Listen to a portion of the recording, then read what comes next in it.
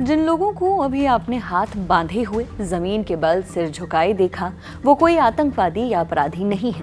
40 देशों के 400 से ज्यादा एक्टिविस्ट्स हैं जो गाजा में फिलिस्तीनियों की मदद के लिए जा रहे थे। उनके लिए राहत की सामग्री पहुंचाने जा रहे थे। उनके साथ किसी दुर्दांत अपराधी की तरह सुलूक किया जा रहा है।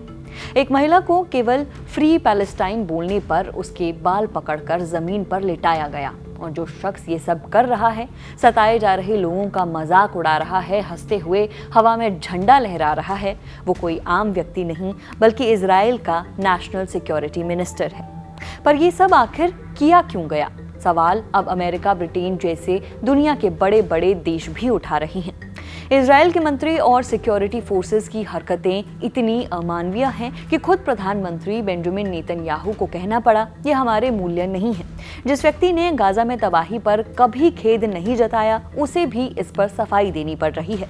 पर क्या है पूरा माजरा? आइए जानते हैं। गाजा में हालात कितने बदतर है, वहां के लोगों को किन हालातों में जीना पड़ रहा है, इससे पूरी दुनिया वाकिफ है। ऐसे में आम फिलिस्तीनियों से हमदर्दी रखने वाले दुनिया भर के एक्टिविस्ट ने उनकी मदद करनी चाहिए। इसके लिए एक अभियान चलाया, नाम रखा ग्लोबल सुमुद फ्लोटिला। सुमुद का मतलब है रेजिलियंस यानी दृढ़ता, डटे रहना। फ्लोटिला का मतलब है नावों का बेड़ा। ग्लोबल तो आप जानते ही हैं। इस अभियान के तहत लगभग 40 देशों के 400 से ज्यादा एक्टिविस्ट ने गाजा के लिए कूच किया। मकसद वही जो हमने अभी बताया, गाजा में रह रहे फिलिस्तीनियों की मानवीय मदद के लिए। बीबीसी की रिपोर्ट के मुताबिक 50 से ज्यादा नावों में ये एक्टिविस्ट 14 मई को तुर्की से रवाना हुए थे, लेकिन ये लोग गाजा पहुंच नहीं पाए। वजह, इजराइल ने वर्तमान में गाजा में ब्लॉकेड लगा रखा है, यानी उनकी अनुमति के बिना कोई भी नाव गाजा नहीं पहुंच सकती। ऐसे में इन एक्टिविस्ट की नावों को भी इजरायली नेवी ने बीच समुद्र में ही रोक लिया। रिपोर्ट के अनुसार इजरायली नेवी के हथियारबंद कमांडोज ने गाजा से 460 किलोमीटर दूर अंतर्राष्ट्रीय समुद्री क्षेत्र में ही इन नावों को रोकना शुरू कर दिया।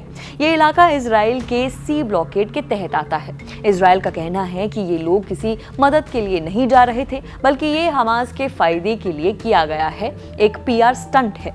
हालांकि एक नाव इजराइल का शुरुआती समुद्री बेड़ा तोड़ने में कामयाब हो जाती है, लेकिन गाजा से 148 किलोमीटर की दूरी पर इसे भी रोक लिया जाता है।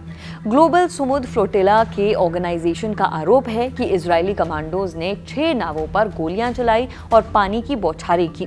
आरोप ये भी है कि जानबूझकर एक नाव को इजरायली सैनिकों ने टक्कर मार दी। इजराइल ने इन आरोपों से इनकार किया है और कहा है कि किसी भी नाव पर असली गोलियां नहीं चलाई गई हैं।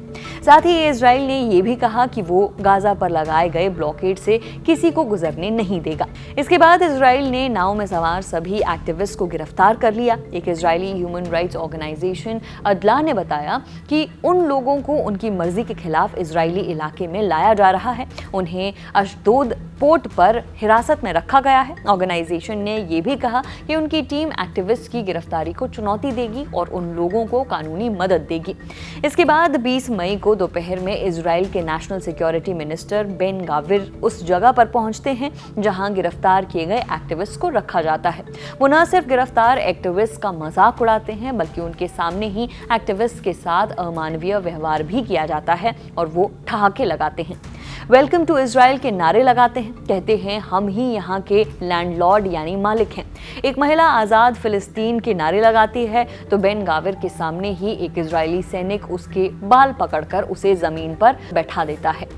इसी वीडियो में सभी एक्टिविस्ट को एक लाइन से घुटनों के बल बैठा दिखाया गया है और बैकग्राउंड में इजराइल का राष्ट्रगान बज रहा है। सब कुछ इतना घिनौना है कि इजराइल के सहयोगी देश भी खुलकर इसका विरोध कर रहे हैं। अमेरिका से लेकर Britain, France, Italy, Netherland, Belgium, Spain भी सभी एक लाइन में इन हरकतों की निंदा कर रहे हैं। इन्हें वाहियात और शर्मनाक भी बताया जा रहा है। यहाँ तक कि खुद इजराइल के मंत्री और प्रधानमंत्री को भी बेन गाविर की इस हरकत की निंदा करनी पड़ी। इजराइल के विदेश मंत्री गिदोन सार ने एक्स पर बेन गाविर को खरी खोटी सुनाते हुए लिखा, आपने इस शर्मनाक प्रदर्शन से जानबूझकर हमारे देश को नुकसान पहुंचाया है और ये पहली बार नहीं है।